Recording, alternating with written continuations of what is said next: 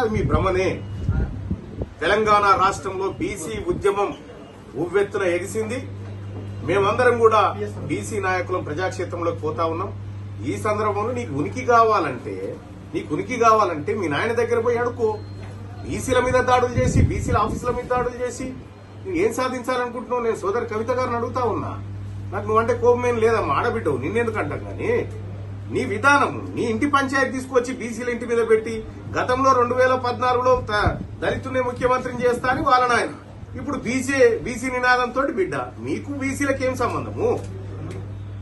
అంటే బీసీలు రాజకీయం చేయాలని బయటకు వచ్చినప్పుడు, బీసీలు ఓ రాజకీయ పార్టీ పెట్టాలని ఆలోచన వచ్చినప్పుడు బీసీలు ఈ రాష్ట్రంలో మాకు బీసీల పైన జరుగుతున్న అన్యాయాల గురించి కావచ్చు, బీసీల అభివృద్ధి కోసం, బీసీలకు రాజ్యాధికారం కోసం పోరాడుతున్న తెలంగాణ బీసీ నాయకులు తీన్మార్ మల్లన్న గారి పైన జరిగిన హత్యా ప్రయత్నాన్ని తీవ్రంగా ఖండిస్తున్నాను. ఈరోజు ముఖ్యంగా తెలుగు రాష్ట్రాల్లో బీసీలను అన్ని రకాలుగా ఉపయోగించుకొని రాజకీయంగా, సామాజికంగా, ఆర్థికంగా అణచివేయడానికి అన్ని రకాలుగా ప్రయత్నం చేస్తూ ఆధిపత్య పార్టీలు కావచ్చు, నాయకులు కావచ్చు, బీసీలను అణచివేసే కార్యక్రమం చేస్తుంటే అందులో చైతన్యం తీసుకొని వచ్చి,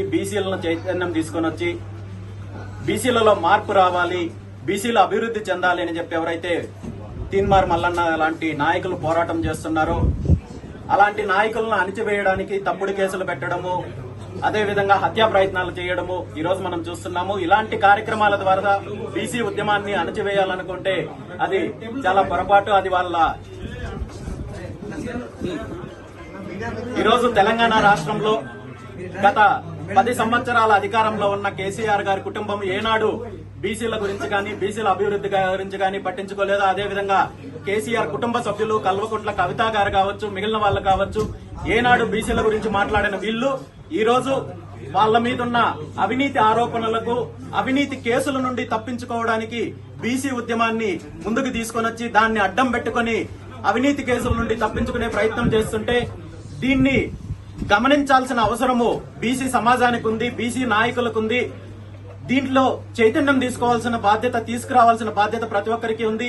ఏది ఏమైనా రాబోయే రోజుల్లో ఖచ్చితంగా ఉన్నారో వీళ్ళందరినీ కూడా ఇంటికి సాగనంపే రోజులు దగ్గరలో వస్తాయని చెప్పి ఈ సందర్భంగా తెలియజేస్తాను.